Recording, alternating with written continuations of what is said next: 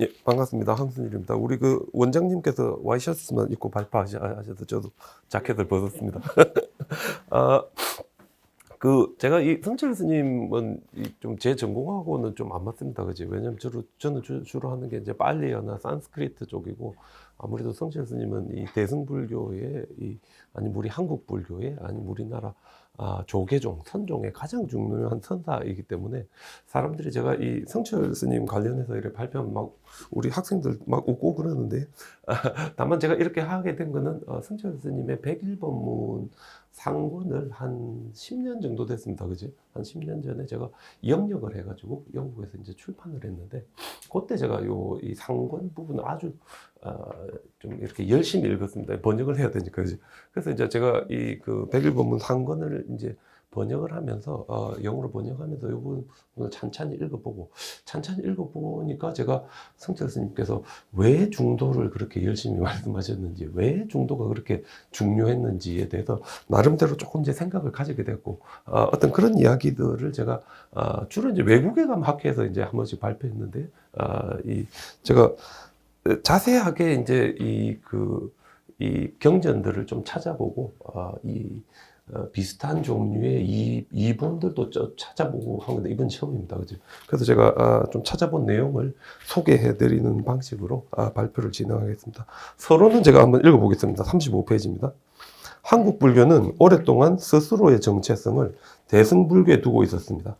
한국 불교 사찰, 불단의 중앙은 대부분의 경우에 있어서 샤캬무니 붓다의 상이 자리를 차지하고 있지만 불교 행사에서는 거의 예외 없이 반야신경이 합송되고, 대한불교 조계종의 소위경전은 금강경이 되며 동아시아 소위경전으로 삼고 있습니다. 근대 이전까지 동아시아 불교의 핵심적인 경전이라고 할 수 있는 반야신경, 금강경, 법화경, 화엄경이 역사적으로 실존했던 샤캬무니 부처님의 붓다의 가르침이라는 것에 대해서는 어떠한 의심도 없었습니다. 하지만 근대 이후 불교 경전들에 대한 연구에 서구의 문헌학적인 방법이 적용되면서 역사적인 부처님과 붓다와 대승불교 경전 사이에는 적어도 300에서 한 400년 정도의 간격이 있다는 것이 확인되었습니다. 오늘날 반야신경, 금강경, 법화경, 화엄경 등 대승경전이 역사적인 부처님의 시대에 만들어졌다고 보는 사람은 거의 없다고 할 수 있습니다. 그렇다면 현대 한국 불교는 신앙의 대상으로서 샤kyamuni 붓다와 자주 하고 소위 경전으로 삼고 있는 대승불교 경전들 사이에 정체성 문제에 빠질 수밖에 없습니다. 대승비불설이란 이름으로 우리에게 알려진 논의들 속에서 한국 불교는 과연 자유로울 수 있을까요? 어떻게 하면 한국 불교는 이러한 정체성 문제를 극복할 수 있을까요? 대승불교의 가르침을 역사적인 샤kyamuni 붓다의 가르침으로 볼 수는 없는 것일까요? 근대 한국 불교를 대표하는 선사인 태홍성철은 이 부분에 대해서 심각하게 고민했고, 독자적으로 그 해결책을 모색했던 몇 안 되는 선구자 중의 한 사람이었습니다. 특히 태홍성철이 분립문자와 교회 발전을 종지로 하는 한국 순불교를 대표하는 선사라는 측면에서 그의 문제의식과 해결 방법은 어떻게 보면 근대 한국 불교의 특성과 고민을 가늠해 볼 수 있는 척도가 된다고 할 수 있습니다. 태홍성철은 1967년 해인사의 방장으로 취임하면서 하한거와 동한거 기간에 거의 매일 아침 2~3시간 정도 사부 대중을 대상으로 법문을 했습니다. 이 법문은 횟수로 따졌을 때 거의 100일 정도가 되었고, 법문 노트와 녹음이 남아 있었으며, 이를 바탕으로 1992년에 100일 법문이 출판되었습니다. 영역본 1권은 2010년에 영국의 이퀴녹스에서 저희들이 출판했습니다. 2권은 작업 중인데 해결해야 될 문제들이 많습니다. 100일 법문에서 태홍성철은 중도를 불교의 핵심적인 가르침으로 판단하고, 초기 불교 이래 불교의 다양한 교리 발달사를 면밀하게 검토하면서 이 모두가 중도를 중심으로 철학적 교리적으로 조직되었다고 설명하고 있습니다. 그리고 이를 통해 태홍성철은 대승불교의 다양한 이론들이 비록 샤kyamuni 붓다로부터 한참 이후에 나온 것이지만 중도에 입각하고 중도를 통해 파악될 수 있다고 한다면 역사적으로 역사적인 부처님의 가르침으로 볼 수도 있다고 역설을 하고 있습니다. 즉 중도를 중심으로 대승불교 경전을 불설로 해석하여 한국 불교의 정체성 문제를 해결하려 했던 태용승철의 노력이 백일법문 속에 고스란히 담겨 있다고 할 수 있습니다. 두 번째 챕터에서는 제가 우리 그 초전법륜경에 있는 중도에 대한 부분을 제가 조금 자세하게 번역을 했습니다. 그렇다면 초기경에서도 중도는 어떻게 나타나고 있을까요? 여기에 대해서 다양한 이야기들이 있을 수 있겠지만 이 율장대품 또는 초전법륜경에서는 고행을 포기한 부처님을 붓다를 무시하려고 했던 오비구에게 부처님이 열애를 고따마라고 친구라고 부르지 말라라고 이 카리스마로 압도한 다음에 법문을 시작합니다. 그래서 그 부분이 나오는데 코테이션 생략하겠습니다. 여기에서 중도는 빨리어 중간을 의미하는 형용사인 마지마와 수단과 방법을 뜻하는 여성명사 빠띠빠다로 나타나고 있습니다. 빠띠빠다는 목표를 이루는 방법으로서 한쪽은 욕망의 대상들 사이에서 쾌락과 기쁨에 빠져 이를 추구하는 것이고 다른 쪽은 자발적으로 괴로움을 추구하는 것으로서 사실상 세속적인 삶과 고행을 뜻하는 것으로 볼 수 있습니다. 우리는 일반적으로 붓다가 오비구를 만나 최초로 가르침을 설한 것으로 알고 있습니다. 하지만 율장대품의 경우 부처님의 행정을 살펴보면 오비구 이전에 순세 외도인 우빠가를 먼저 만나고 우빠가에게 가시의 마을 바라나시로 불사의 북을 울리러 간다고 선언했지만 우빠가는 고개를 절레절레 흔들면서 떠나버렸습니다. 즉 첫 번째 출가 수행자와의 만남에서 사실상 부처님이 실패를 맛본 것으로 볼 수 있습니다. 붓다는 오비구가 자신의 카리스마에 압도되어 발을 씻어주고 바루를 받고 음식을 권하고 사실 요전에 5명이서 모의를 합니다. 오면 우리 철저하게 저 사람을 무시하자 했는데 부처님이 나자마자 다 이렇게 하고 있습니다. 따라서 붓다는 자신의 수행법이 이전에 오비구와 함께 했던 고행은 아니지만 그렇다고 세속적인 삶도 아니라는 것을 명확히 해야만 했습니다. 그는 이 두 가지를 멀리하고 양자의 중간에 해당되는 방법을 알아차렸고 이를 통해 눈을 떴고 알미 생겨났으며 고요하게 되었고 지혜롭게 되었으며 완전한 깨달음을 얻었고 열반을 얻었다고 선언하고 있습니다. 그리고 이 중도가 바로 8가지 성스러운 길, 즉 8정도로 나타나고 있습니다. 그러니까 사실상 우리 초전법륜경이나 율장대품에서 중도는 8정도고 8정도는 개정의 사막이며 이거는 어떤 그 관점이나 견해나 관점이 아니라 우리가 수행을 하는 수단과 방법으로 이제 봐야 할 것 같습니다. 세 번째는 다른 종류의 중도도 또한 초기 경전에 나타납니다. 대부분의 불교 교리가 그러하듯이 중도라는 개념 또한 시간이 지나면서 의미가 확장되고 다양한 방면에 적용되기 시작했습니다. 초전법륜경이나 율장대품만큼 이나 후대의 교리적 철학적 발전에 강한 영향을 미친 것이 쌍유따니까의 까짜야나 고따 숫다인데 여기에서 부처님은 12연기를 순간과 역간으로 설명하는 것을 중으로 보는 것. 사실 우리 한문본에는 중도라고 번역되어 있지만 빨리 본에는 그냥 마지막에 정도밖에 안 나타납니다. 즉 우리 빨리 본에서는 중도가 아니라 중간 정도로 이렇게 이야기하고 있습니다. 여기에서는 중도가 아니라 중간을 의미하는 형용사 마지막가 추상명사의 도구격으로 사용되고 있습니다. 기본적으로 이 경전은 삶의 방식이나 수행의 방법에 대한 것이 아니라 있음과 없음이라는 생각 또는 견해에 대한 것입니다. 아마도 이를 구분하기 위해 빨리경전은 수단이나 방법이라는 측면이 강한 빠띠빠다를 아마 빼버린 것으로도 볼 수 있을 것입니다. 그리고 여기에서 중간인 것 추상명사로 제가 번역했습니다. 그것은 초정법륜경과 율장대품에서 같이 8정도가 아니라 12연기를 순간으로 역간으로 관하는 것으로 설명됩니다.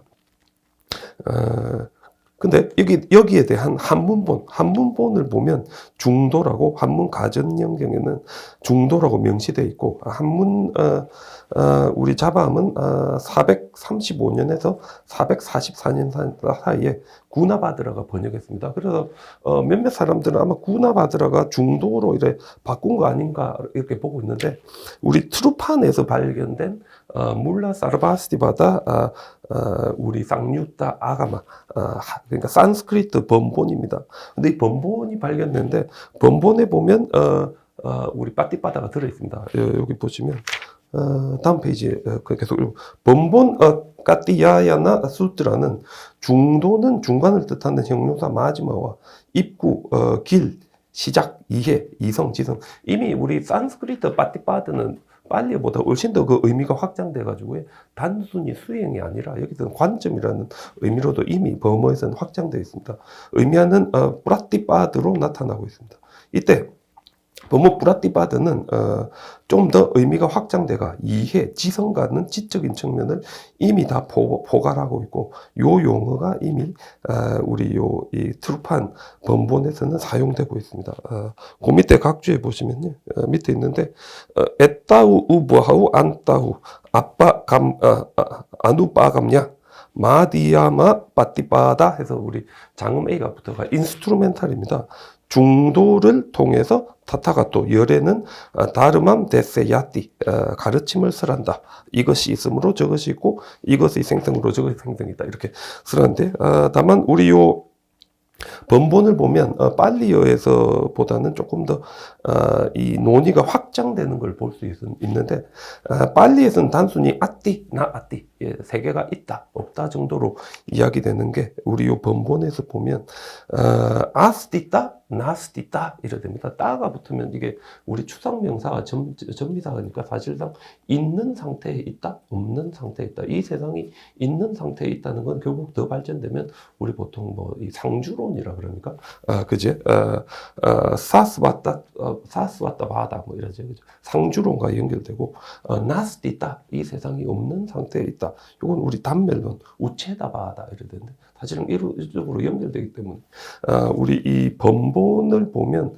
사실상 이 중도의 의미가 처음에 단순히 이 가짜에서 유무에서 아스티따 나스티따가 돼가지고 우리 보통 뭐 상주론과 단멸론 하는 쪽으로 철학적으로 확장되고 있는 그런 측면도 볼 수 있습니다.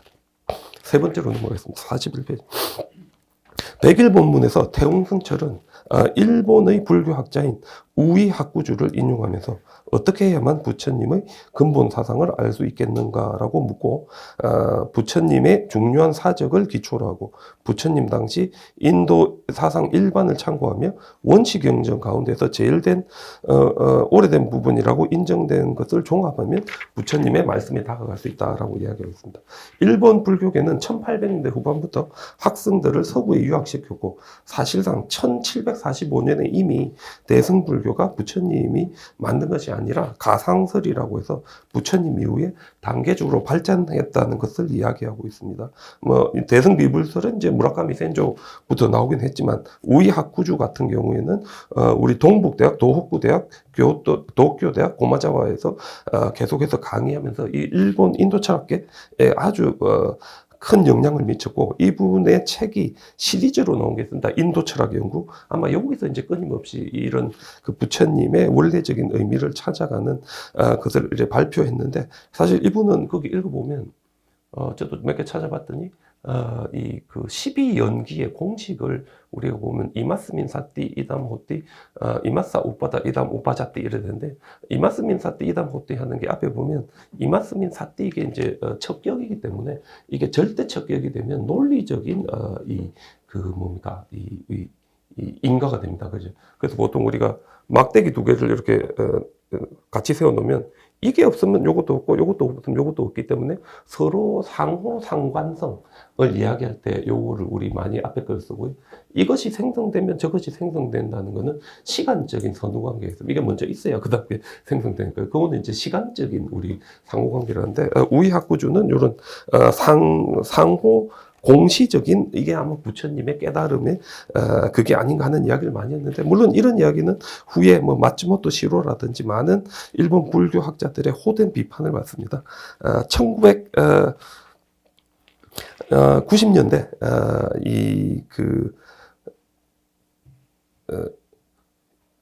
일본 불교학계가 가지고 있던 이런 문제의식을 태옹승철은 잘 알고 있었고 율장대품 또는 초전불명경이 부처님의 말씀이라고 이렇게 확신을 하면서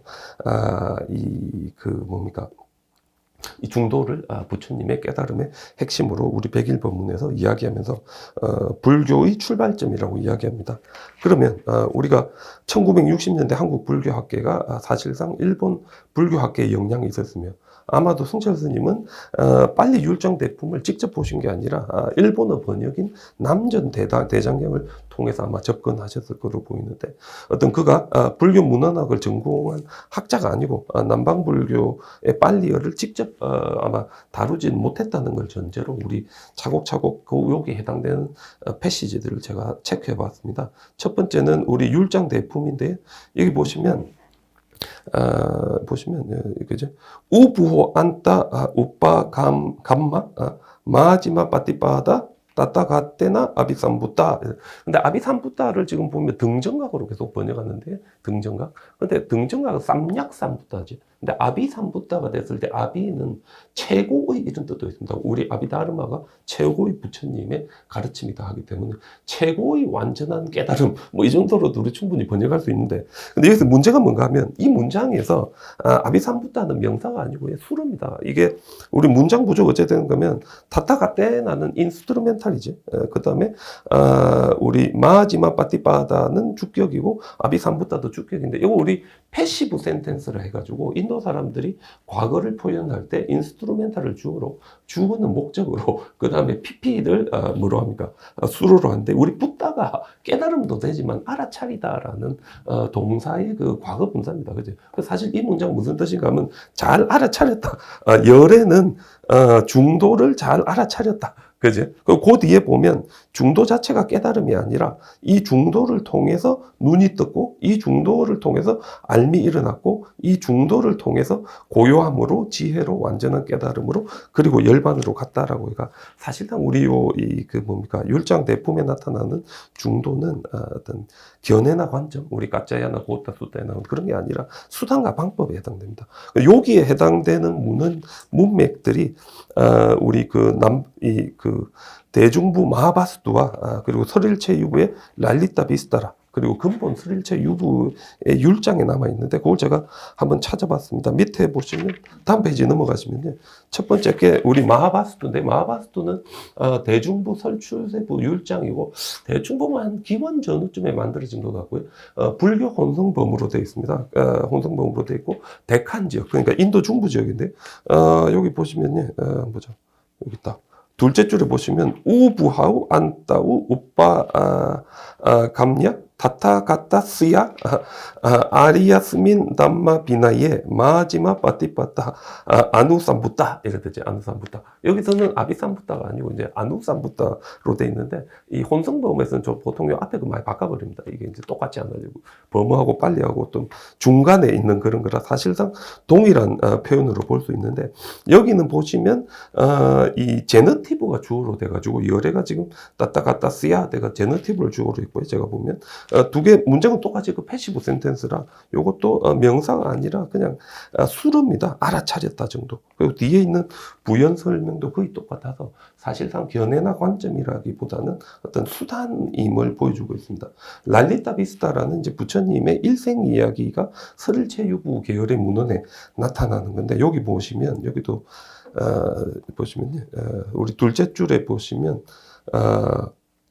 드와 안따와 아누 빠감냐 마디야마야 이와 빠티빠다 따따가 또 담맘 데세야띠 그제 이 뭡니까 요것도 그러니까 두 가지 극단을 멀리하고 나서 열에는 중도를 통해서 이것도 인스트루멘탈이지. 그러니까 가르침을 설한다. 이건 아예 그거 빠져버렸습니다. 다음과 같은 가르침을 설하는데 뒤에는 똑같이 뭡니까? 이거 8정도입니다. 그죠? 8정도. 그래서 이게 보면 가르침을 설하다. 요거는 주로 가짜야니 고따 수따 계열에서 나타나가지고 12연기랑 연결이 됐는데 지금 여기서는 혼합대가 나타나고 있습니다. 사실상 랄리타 비스타라 기본 한 1세기 기본 전후에서 1세기 정도 되면 까짜야니 고따하고 우리에 나누는 중도하고 그냥 우리가 일반적으로 알고 있는 중도가 사실상 인도에서 이미 혼용돼 가지고 사용됐던 것을 보여주는 한 예가 아닌가 싶고요. 제일 재밌는 건 요 마지막인데, 근본 설일체유부 율장, 우리 물라 사르바하스티바다 비나야인데 요 한문본이 남아있어요. 번본이 남아있고요. 보통 한 4세기 정도니까 가장 후대의 요 중도에 대해서 이야기했는데, 여기는 보시면 에따우 우부하우 안따우 우빠 감냐 아스티, 마지막 빠띠빠트. 그제 양변을 멀리하면 중도가 있다. 아예 그냥 우리 아비가짜 아비 삼부타 아누 삼부타 다 빼버리고 아스티로 명료하게 썼습니다. 양변이 멀어지면 중도가 있다. 이렇게 그죠. 그래서 우리 근본술일제유부는 좀 더 파퓰러 해가지고 이 사람들은 그 자신들의 율장이 부처님의 일상에 대한 이야기로 가득 차 있습니다. 그래서 그러다 보면 파퓰러한 식으로 이게 변해가다 보니 아주 간명하게 중도에서 쓰라고 하지. 좀 복잡한 이야기는 다 빼버린 뭐 그런 거라고 할 수 있습니다. 그래서 우리 요 예를 봐도 사실상 우리 이 중도는 어떤 우리 까짜야니 고타 수타나 대승불교에서 발전된 어떤 관점이라기보다는 어떤 수단적인 청변이 훨씬 더 강하다 이렇게 볼 수 있습니다. 45페이지부터 제가 읽겠습니다. 마지막으로. 비록 태옹승철의 중도에 대한 이해가 위와 같이 세세한 부분에서 현대적인 해석과 차이가 있지만 자료적인 한계와 언어적인 한계가 명확했던 1960년대 한국이라는 당시 상황을 고려한다면 충분히 이해할 수 있는 부분이라고 할 수 있습니다. 사실상 한국에서 본격적으로 버머와 빨리어가 연구되고 버머와 빨리어 문헌이 본격적으로 다루어지기 시작한 것은 1990년대 이후라고 볼 수 있으며 근래 인도와 파키스탄, 아프가니스탄 등에서 발견되는 필사본의 연구는 아직까지 한국에서 제대로 시작되지도 못한 실정에 있습니다. 따라서 한문 번역이나 빨리 경전의 일본의 번역에 의존해야 했고 학문적으로 일본 불교학을 무작정 따라가기만 했었던 당시 한국의 불교학 상황을 고려해 본다면 태옹승철의 문제의식과 노력은 이미 시대를 앞서간 선각자의 풍모를 보인다고 할 수 있습니다. 그리고 중도라는 개념 자체가 불교가 발전하면서 그 의미의 폭을 확장했고 초창기 팔정도와 관련해서 세속적인 삶과 고행적인 삶 사이의 중도만을 이야기했던 것이 아니라 이미 인도에서 12연기의 순간과 역관, 연기 공식과 관련해서 유무중도, 단상중도 등이 이미 초기 경전에서 확장되어 나타나고 있습니다. 또한 역사적인 부처님이 깨달음을 얻고 적어도 40에서 45년 인도 각지를 다니면서 불교를 널리 알렸다고 했을 때 그의 사상이나 생각이 처음부터 끝까지 전혀 변화가 없었다. 이것도 사실 조금 의문이 듭니다. 그리고 부처님의 깨달음의 내용과 그것을 언어적으로 풀어서 법문을 할 때 부처님께서 우리 대기설법이니까 상대방의 입장을 고려하면서 설명했을 건데 요거 두 개에 전혀 차이가 없고 오직 이 부처님의 깨달음의 내용만이 진짜 불교다? 이것도 상당히 문제가 있는 이야기입니다. 따라서 비록 초전변법륜경과 율장 대품에서 나타나는 중도에 대한 설명이 수단과 방법으로서 팔정도로 대표되는 개정의 사막을 중심으로 한다고 해서 이것만이 역사적인 부처님의 진정한 중도라고 이야기하는 것은 중도를 지나치게 협소하게 해석하는 것에 불과합니다. 사실상 중도는 개념의 확장을 통해 팔정도, 12연기가 하나로 연결되고 불교의 수행적인 측면과 지적인 측면이 이 중도를 통해서 하나로 연결되며 초기 불교, 부파 불교, 대승 불교가 사실상 하나로 연결되는 중요한 개념으로 인도에서 발전했다고 할 수 있습니다. 즉 불교가 발전하면서 중도는 다양한 불교의 가르침을 총괄하는 핵심적인 교리로서의 위상을 가지게 되었고 어떤 불교의 가르침이든 중도에 입각하고 중도를 통해서 파악될 수 있다면 불교라는 영역 안에 충분히 위치할 수 있고 역사적인 부처님의 가르침을 계승하는 것으로 충분히 볼 수 있는 위치에 이르게 됐다고 할 수 있습니다. 마지막입니다. 그렇다면 태옹승철의 중도 해석은 몇몇 현대학자들이 그에 대한 비판에서 나타나듯이 일본 불교학의 그림자에 불과했을까요? 우이 하쿠주나 다카쿠스 준지로, 키무라 다이켄 같은 당시 일본의 불교학자들이 일본의 식민주의를 옹호하고 군국주의에 동참했다고 해서 태옹승철의 업적 또한 그러한 선상에서 매도되어야 할까요? 필자는 전혀 그렇지 않다고 봅니다. 근대 일본 불교학계의 근본 불교에 대한 탐구가 서구의 문헌학을 바탕으로 체계적으로 진행되었고 많은 학문적인 발전을 이끌었으며 불교를 새로운 차원으로 성장시킨 것에는 의심이 없습니다. 하지만 이들의 근본 불교에 대한 탐구는 부처님의 깨달음의 본질에 대한 연구는 주로 과거 회귀적인 경향에 머무르는 것이 많았고 연기법의 공식성 또는 시간성 문제나 열애장 사상은 불교가 아니라는 다양한 주장에서 보이듯이 사실상 논쟁을 위한 논쟁의 성격이 강했습니다. 태옹성철은 일본 북불교학계의 근본 불교 탐구에 대한 학문적인 성과를 받아들이고 중도를 핵심적인 불교의 가르침으로 받아들였습니다. 그리고 그는 이러한 결과를 과거 회귀적인 것에 멈춘 것이 아니었습니다. 그는 당시 한국 불교가 직면했었던 불교의 정체성 문제를 이를 적용했고 사실상 이를 통해서 한국 불교의 정체성 문제를 극복하려 했던 것입니다. 바로 여기에 당시 불교학의 한계를 넘어서는 태옹성철의 독자성이 있었고 바로 여기에 태옹성철의 시대를 넘어서는 안목과 노력이 있었다고 볼 수 있습니다. 그리고 바로 이러한 문제의식과 노력을 통해서 한국 불교의 근대화가 시작됐다고 볼 수 있을 것 같습니다. 네, 말씀 마치겠습니다. 감사합니다.